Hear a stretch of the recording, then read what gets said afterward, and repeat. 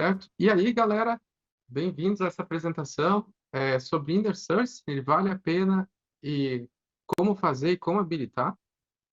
Meu nome é Giuseppe, meu apelido é Bep, eu sou um System Architect na TW, eu tenho 2 anos de TW e atuei nos últimos 2 anos aí bastante com Inner Source, vou trazer um pouquinho das minhas experiências.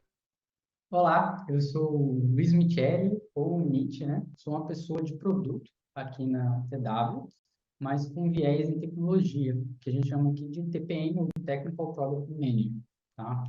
E, como o Pepe disse, a gente vai estar falando aqui sobre Research. Mas que história é essa de Research, né? A gente tem que lembrar que Research aqui tem como base trazer conceitos e padrões do mundo open source para o mundo corporativo, ou seja, para esses códigos fechados que existem dentro das empresas. Tá, mas para a gente entender isso, né, a gente tem que entender como é que surgiu o Research, o que é esse modelo de código fechado, né? E quando a gente olha o código fechado, que a gente entende hoje, e se a gente para olhar a história, ele não é tão antigo quanto a gente acredita que seja, tá? Por quê? Porque se a gente for olhar para 1960, né, com o surgimento dos HPs, os primeiros computadores aí que chegaram nas universidades, como assim dizer, não tinha meios de fazer trocas de experiência, né? Então, como é que era feita as trocas de experiência entre as pessoas desenvolvedoras, né? As pessoas tinham que conversar entre si, elas tinham rodas de prosa, elas tinham documentações, escreviam artigos sobre isso. Então, como não existia um forte apelo comercial ainda do software, né? As pessoas não buscavam dinheiro em si, elas buscavam conhecimento, né? E então, os softwares iniciais, eles eram muito acadêmicos, tá? Só que aí, a gente vai para 1970, que é em 1970, o software começa a ter uma postura mais comercial, né? E quando ele passa a ter essa postura mais comercial, né, a indústria, então, ela tenta adotar um modelo waterfall, ela cria então um modelo waterfall, né? Para quê? Para minimizar a dor de desenvolvimento. Qual era a dor de desenvolvimento? Era a dor da pessoa desenvolvedora, que era qual? Cara, era a codificação em si, que era muito custosa, né? Porque você ainda não tinha internet, né? As pessoas, para codificar, precisavam conversar com um colega do lado, ou um colega da empresa, ou um colega que conheceu na faculdade, por exemplo, né? Fazer um build, cara, demorava uma noite inteira. Então, o modelo Waterfall foi para minimizar essa dor. Como que ele veio para minimizar essa dor, né?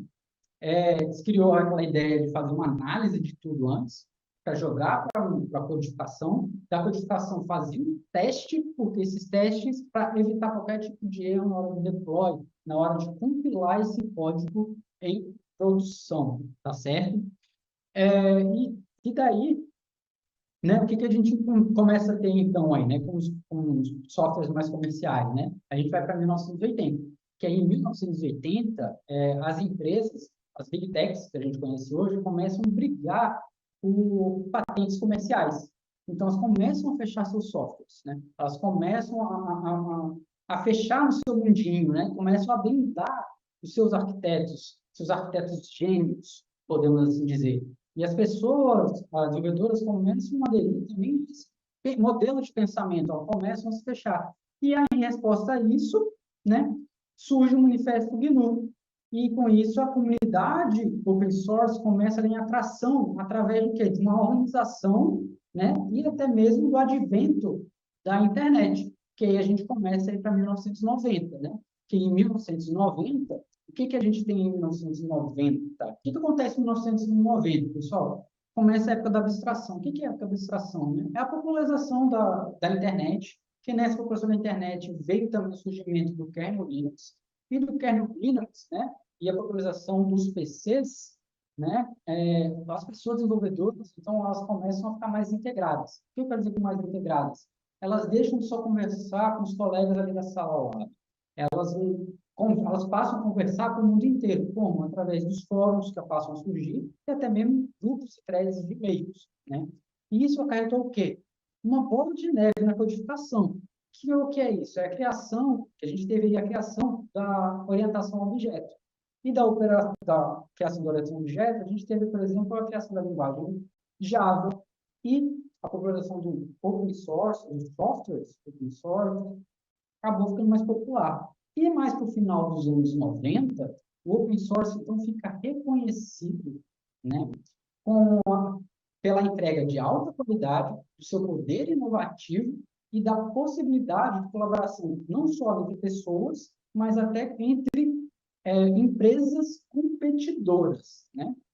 E aí, o que a gente tem mais no final dos anos 90 com isso tudo, esse reconhecimento, né? As empresas, então, tentando trazer esse poder de qualidade, até mesmo de inovação, para dentro delas. Que aí, então, nos anos 90, nos anos 2000, Tim O'Reilly, então, cunha o termo inner source, que é meio que para dar um guia, o que as empresas precisam fazer para trazer essa metodologia e até mesmo as guidelines, podemos dizer, de desenvolvimento, né? Legal, isso aí foi até os anos 90. Mas nos dias de hoje, né? Como é que é o dia a dia de uma pessoa desenvolvedora?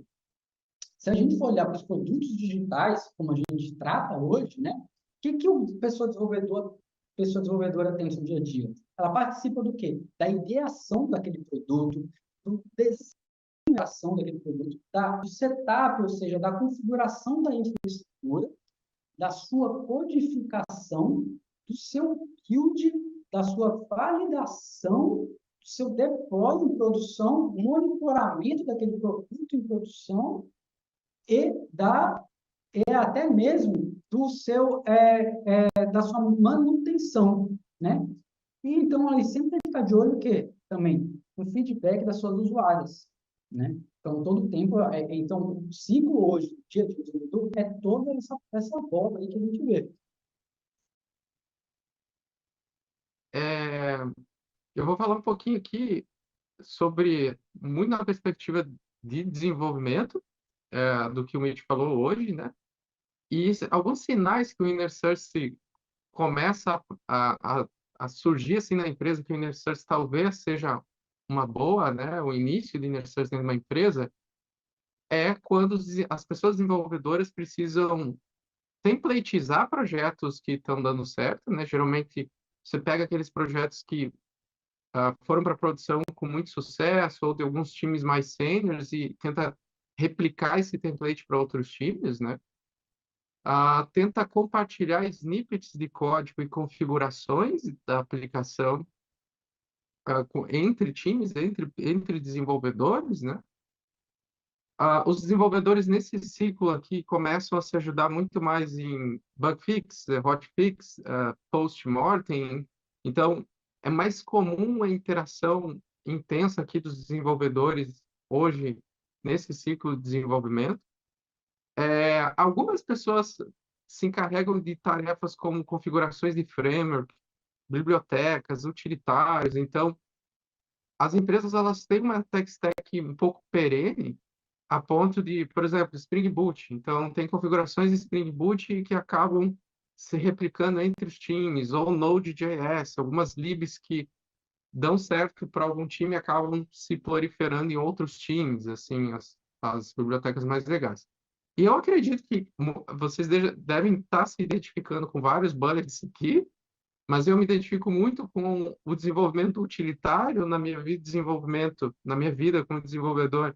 Já vi muito utilitário sendo criado, já criei utilitário. É quando você vê que um código está se repetindo muito, ou você precisa fazer a mesma tarefa sempre, você acaba criando aquele úteis, né, para lidar com uma estrutura de dados, com data, com alguma coisa mais chata, e a gente joga para um utilitário. Acho que no mundo deve ter 1 milhão de utilitários por aí. Mas quando a gente precisa fazer uma prova de conceito, então, às vezes, uma prova de conceito, a gente precisa validar o comportamento de uma tecnologia, a combinação de uma tecnologia com outra, uma integração, e a gente acaba fazendo provas de conceito, às vezes até em grupo. Hoje, com essa pegada muito mais do dev próximo à operação, né, de DevOps mesmo na essência, é comum as pessoas desenvolvedoras estarem preocupadas com scripts como Terraform, Ansible, para para infraestrutura, para automatizar coisas, né, ambiente de desenvolvimento e tudo mais.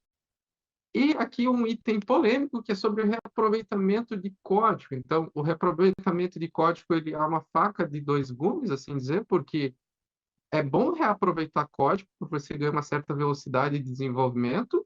As tecnologias hoje permitem isso através de packages, então o Java tem lá o Maven, o Gradle, o Node, NPM, por aí vai, o pip. Então, as tecnologias elas ajudam o desenvolvedor a fazer esse reaproveitamento, mas hoje ele é feito de maneira muito rasa, com poucas práticas de software, de qualidade de software. Então, o inner source ele começa a fazer sentido quando você identifica alguns sinais. Aqui dá para botar uma lista muito maior, mas talvez alguém aqui tenha se identificado com algum dos itens. Seguindo aqui, beleza, o que que eu faço se eu identifico esses sinais na minha empresa, né? Eu como desenvolvedor, eu como gerente, enfim.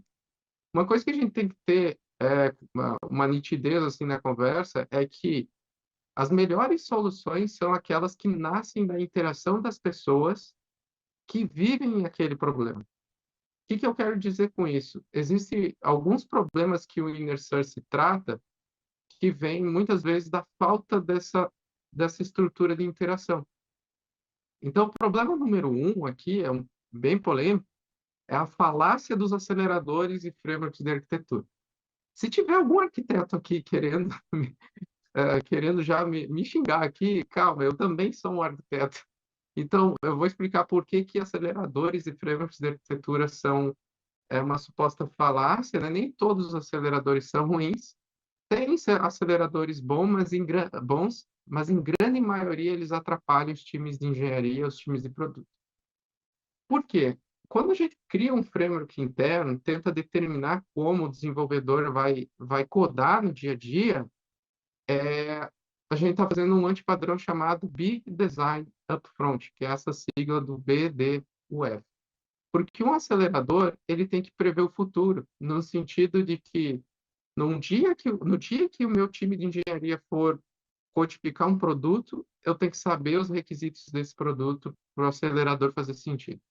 É muito paradoxal, então eu deixei alguns exemplos aqui, arquiteturas mais antigas chamadas de Bolovo, talvez alguém já tenha passado por alguma arquitetura Bolovo, CQRS herdado, classes basic, você tem que estender a classe de arquitetura, tem que importar um package do module que a arquitetura está dizendo como tem que ser.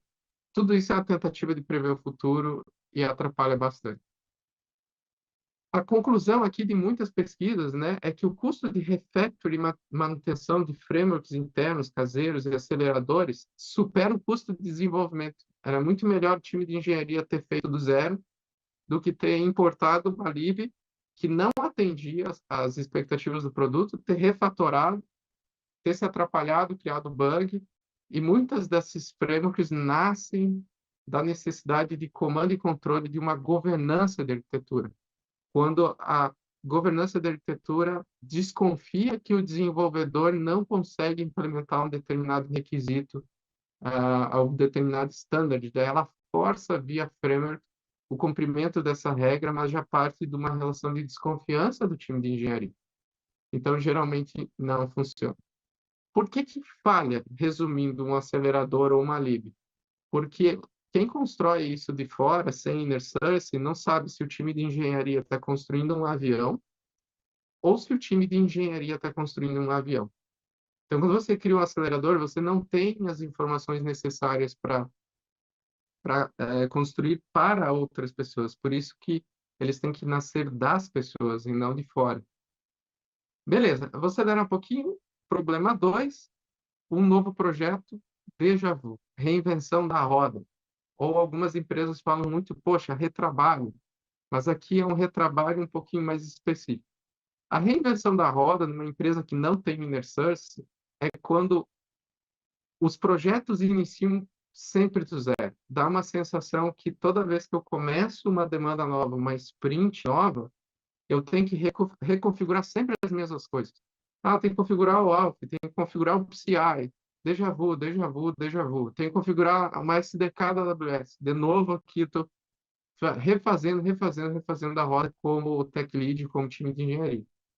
pode não aparecer tanto num próprio time, porque ele acaba copiando e colando, mas se tu olhar numa perspectiva em escala, onde você tem, sei lá, 40 times, 50 times, você tem provavelmente 50 maneiras de configurar a SDK da AWS nesses 50 times. E provavelmente alguns com lock-in, a maioria com alguns sem lock-in, e na grande maioria com um lock-in muito intenso com a AWS pela forma que configurou. Enfim, dá para citar problemas diversos o dia inteiro aqui. Gente, conclusão. Essa ausência de inner source não permite essa adoção orgânica do time de engenharia, não permite esse crescimento, vamos supor, de maturidade orgânica, porque não existem as guidelines dentro da empresa, não existe o suporte da empresa para essa interação dos desenvolvedores produzirem essas soluções, inovarem com essas coisas. Então, hoje, uma empresa que não tem inner sourcing acaba reinventando a roda a cada santo projeto. Vocês podem pesquisar aí nos projetos de vocês, né? Mas, tirando aqui do livro do Programador Pragmático, do Andrew Hunt, não repita você mesmo, né? O mal, né? O mal que a duplicidade de código causa. E hoje a gente vive isso o tempo todo em squads de engenharia, bem comum. Aqui é só um exemplo de como que a reinvenção da roda acontece naturalmente quando você não tem inner source. Supondo aqui que o time A produziu uma aplicação bem legal, com código, e o time C está lá numa outra tribo, numa outra estrutura também codando, e os dois tiveram sucesso. O que acontece quando um time tem sucesso indo para a produção? Ele é visto como referência. O que quer dizer? Não existe código, não existe professor melhor do que o código que já existe. Não tem como competir com isso. Então, o próximo time que nasce resolve o quê? Duplicar aquele código. Eu vou pegar um pedaço do time A que deu certo, um pedaço do time C que deu certo e vou juntar aqui no meu código. Eu estou nascendo aqui, que é o time B. A intenção é muito boa, mas sem o inner source, sem a plataforma de inner source, isso aqui gera um problema a médio e longo prazo, que é a duplicidade do código. E no futuro, quando nascem outros times, isso se manifesta de maneira em escala, né? Então, você tem a opção aqui de escalar de maneira saudável com inner source, ou escalar o problema do dry, né? Da duplicação acidental em escala. Então, é bem reflexivo isso. Isso aqui deriva para outros cenários. Eu trouxe aqui o dependency hell, que também é comum, ou a dependência magnética, como diz na literatura, que é, naturalmente, os times acabam fazendo uma coisa mais ou menos assim. Eu subo uma aplicação, eu preciso construir essa aplicação, buildar, dependendo da linguagem, a partir de um code base, e hoje eu subo essa aplicação para um repositório de artefatos. Pode ser ela um jar, pode ser um Docker, pode ser um executável, etc. Que não vou entrar no detalhe tecnológico. No outro dia, nasce outro app. Pode ser do mesmo time ou pode ser de outro time. Aqui falando de codebase, não mais de time. Esse outro app também builda a partir de um codebase e vai parar lá dentro do repositório de artefato. O dependency hell ou a dependência magnética acontece quando as aplicações começam a referenciar blocos de código entre elas. E você tem um emaranhado, um negócio macarrônico de interdependências. Quando você chega nesse cenário agora, onde a app B importa um code snippet ou usa um code snippet a app A usa um code snippet da B e vice-versa, você não sabe mais quem builda primeiro e por quê. Então, pode ser que se eu tire essa aplicação desse repositório, a A para de buildar.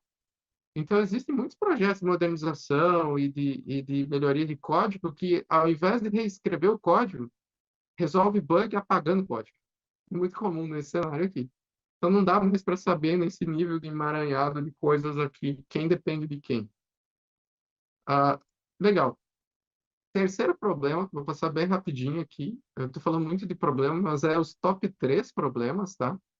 É o inner source artificial, que esse problema ele causa falhas de segurança e uma ilusão que eu estou fazendo o inner sourcing como deveria.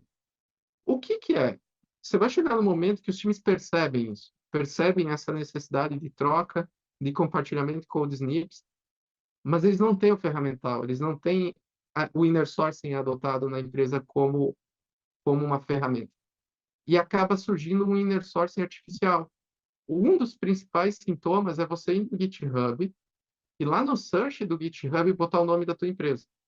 Vocês podem fazer isso agora, façam depois da apresentação, tá? Não estou dizendo que o que vai aparecer lá é vazamento, mas a maioria de vazamentos de código acontece assim. Um desenvolvedor quer compartilhar o código com outro desenvolvedor, ele não tem permissão para criar um novo repo, tickets para infraestrutura aos postos DevOps demoram semanas para ser atendido, ele tem que justificar esse novo repositório. O que é mais fácil? Eu ir lá no GitHub e criar um repo. Então, o inner sourcing artificial é quando o próprio time começa a dar solução para coisas que ele não tem. E tem uma outra faceta do inner source artificial, que é quando se percebe esse problema e os silos da empresa abrem os fontes, por exemplo, de uma pipeline corporativa. Mas abrir os fontes, permitir pull request, não é inner sourcing. Inner sourcing é a guideline do open source adotado. E a guideline, ela não é pequena. Então, não adianta eu ter um repositório público que ninguém colabora, ou ter o pipeline corporativo, que supostamente meus devs podem mexer no meu pipeline, mas ninguém mexe porque é impossível de entender, não tem uma arquitetura pensada para ser colaborativo, não é um software estendível, não tem testes, então existem essas duas faces do inner sourcing artificial, que é ter repositório aberto dentro da empresa não significa inner sourcing, gente. É necessário entender a fluência dos times e as técnicas culturais para isso acontecer.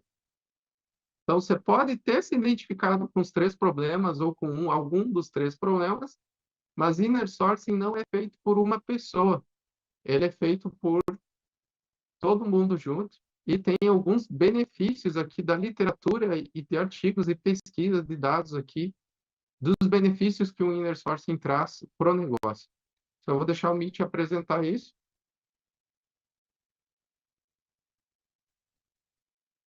Mitch, você está mutado. Boa, Pedro, obrigado aí. Antes de falar Tranquilo. sobre os benefícios do inner source para o negócio, vamos imaginar o futuro do negócio sem inner source, né? O que acontece quando uma empresa ela começa a escalar? Quando eu falo escalar, é quando os seus times aumentarem, né? E sua TI não está preparada para isso, né? A TI dela não está aplicando conceitos aí do open source barra inner source, né? A gente começa a ter decisões lentas e até mesmo fracas. Por exemplo, quem nunca participou daquele e-mail, aquela thread de e-mail, para tomadas de decisões, onde tem uma série de pessoas ali copiadas, né, para compartilhar ali a responsabilidade de uma decisão. Ou então, aqueles arquitetos que definem um bolo de coisas e entregam para um time executar, simplesmente, sem viver o dia a dia daquele time, né? Ou aquela TI que está meio escondida. O que quer dizer TI escondida? Aquela TI que fica no escritório, afastada do time de negócio. Então, o time de negócio tem dificuldade em conversar com aquela área da TI, né? E o design arquitetural feito por comitês, que é um grupo de pessoas define como um time de produto deve executar aquele produto em si, né? O desenvolvimento daquele produto. O que isso tudo acarreta, então, né? Em termos de escala, né? A gente começa a olhar, certo? O esforço de inovação começa a subir, conforme seus times vão aumentando, você começa a ficar cada vez mais difícil você inovar, né? Conforme os times vão escalando. E até mesmo o custo de desenvolvimento vai aumentando por conta do quê? Pelos códigos macarrônicos que foram falados ali, replicação de código, né? O dependency hell surgindo, além de estar contratando mais pessoas, né? Aumentando seus canais de comunicação, está ficando mais difícil desenvolver. E quando começa a ficar mais difícil desenvolver, o que acontece com a qualidade? Né? Ela começa, todo um projeto, normalmente começa a qualidade lá no alto, a régua lá no alto. Mas conforme vai se comendo um prazo de funcionalidade, ou o time vai atrasando, vai perdendo performance de entrega, o time começa a deixar de lado o quê? Padrões de qualidade, conceitos de qualidade, né? Então começa a fazer de repente testes só para passar no gate de qualidade, ou até mesmo desabilitar o gate de qualificação, né? Então, você começa a perder qualidade com isso. E isso tudo acarreta com o quê? Né? Um aumento escalado do que é do time to market. Sua empresa começa, conforme ela vai crescendo, ela vai ficando cada vez mais lenta, muito mais lenta. E é por isso que muitas pessoas falam, grandes empresas são grandes navios. Grandes navios são difíceis de fazer manobras. Isso são quesitos que acabam acontecendo quando a gente não faz iniciativas. Pô, legal, gente, você falou um monte de problema aí, mas por exemplo, minha TI fazendo iniciativas, eu pensando em produto digital, o que isso vai trazer para mim como negócio? Né? Você começa a ter um time tomando decisão baseada em dados, né? Você tem baixo esforço de alinhamento, porque está todo mundo guiado aí pelas guidelines, né? As guidelines estão bem definidas, né? E o time, como tem autonomia e está aberto à inovação, o que acontece? Né? O esforço de inovação ele pode até aumentar durante o tempo, mas ele é estável, conforme a maturidade do seu time, ou dos seus times, das pessoas que estão ali dentro, da sua empresa estão mais maduros, certo? E aqueles custos de desenvolvimento que era altíssimo, né? Ele continua aumentando, ele continua aumentando porque você está contratando mais pessoas, os times estão aumentando.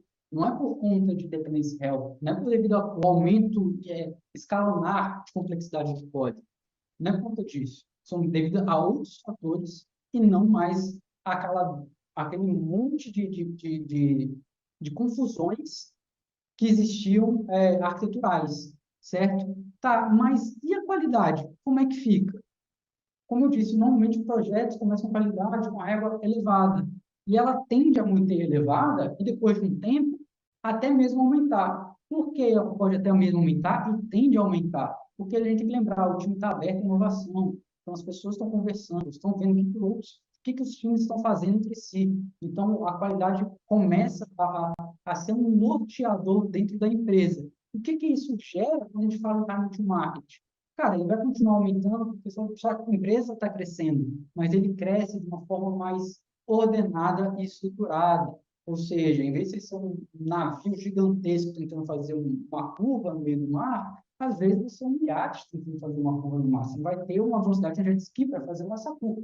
Mas vai ter vamos assim dizer, autonomia aí de um iate para gerar para um lado e para o outro, né? Então, isso aqui são os benefícios que tem para a sua empresa, para o seu negócio, quando a sua TI está usufruindo do inner source, né? E aí, quando a gente vê os benefícios para a TI, né, que os estudos estão trazendo? Eles trouxeram para a gente uma série de benefícios aqui que a gente listou para vocês, tá? Desde o benefício do desenvolvimento mais eficaz até uma solução de alto nível, que eu falei ali nos slides passados, tá?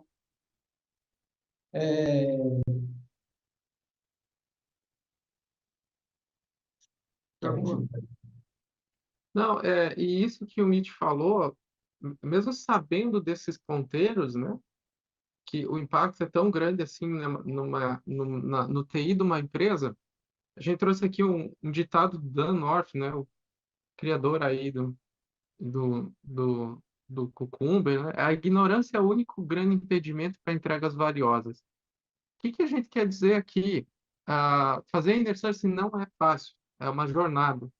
Mas o inner sourcing ele pode ser usado como uma métrica já para a própria empresa.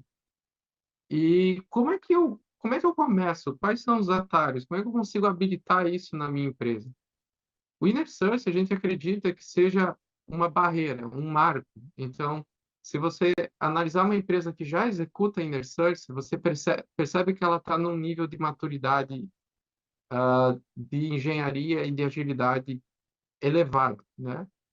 Então, para situar as empresas que ainda não conseguem se ver fazendo inner source, a gente trouxe esse slide que ele resume a maturidade de agilidade e engenharia num único slide, que significa o quê? Esses slides em rosa que vocês estão vendo significa gerenciamento de projetos ágeis ou gerenciamento de projetos como produto.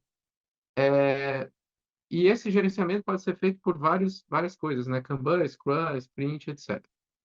Chega um ponto que eu não tenho que só saber gerenciar um projeto, eu tenho que saber codificar aquele projeto, porque no fim do dia, o que eu deployo em produção é código, não é o meu Gira, não é o meu Board, não é a minha carta, é código que vai para a produção. E na maturidade ágil, no framework de maturidade de TI, os post-its azuis são como que eu codifico um código que reflete essa agilidade, reflete essa maturidade de engenharia. Então, hoje, se você não conseguir ver a diferença entre um código, olhar dois códigos e dizer, pô, esse código aqui é muito bom, ele nasceu com uma maturidade de engenharia alta, e esse aqui não. Quer dizer que você ainda não entendeu ou você ainda não conseguiu fazer essa jornada. Então, os post-its azul e branco aqui são como que eu crio um código aderente a uma empresa dessa velocidade, que tem essa maturidade ágil.